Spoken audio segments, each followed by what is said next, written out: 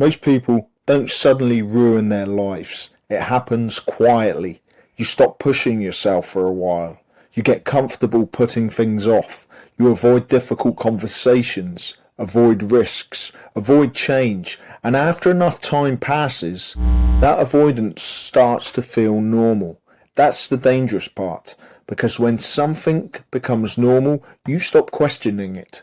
You stop noticing how much smaller your life has become.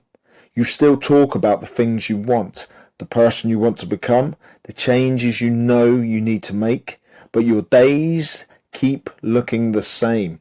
And deep down, that starts to wear on you. Not because you're lazy, not because you're incapable, but because there's a difference between knowing what you should do and actually facing it. Most people spend years stuck in that gap, thinking about change, planning change, watching videos about change, anything except actually changing. Because once you act, reality becomes real.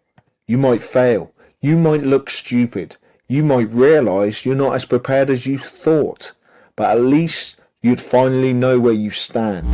A lot of people avoid action because uncertainty feels uncomfortable.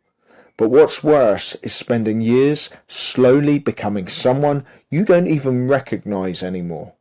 Someone who hesitates constantly, someone who keeps waiting, someone who always says, soon. The version of you doesn't appear overnight.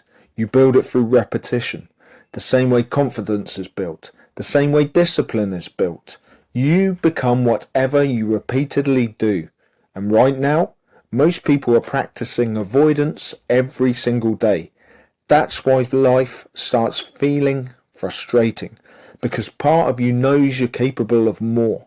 You know there's a better version of yourself somewhere underneath all the hesitation and distraction. But knowing that without acting on it creates guilt and eventually exhaustion.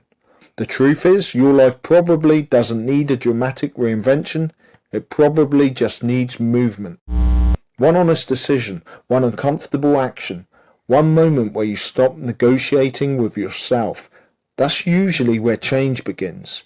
Not in motivation, not in inspiration, in finally getting tired of your own excuses. And if any part of this felt personal, it's probably because you already know exactly what you need to do.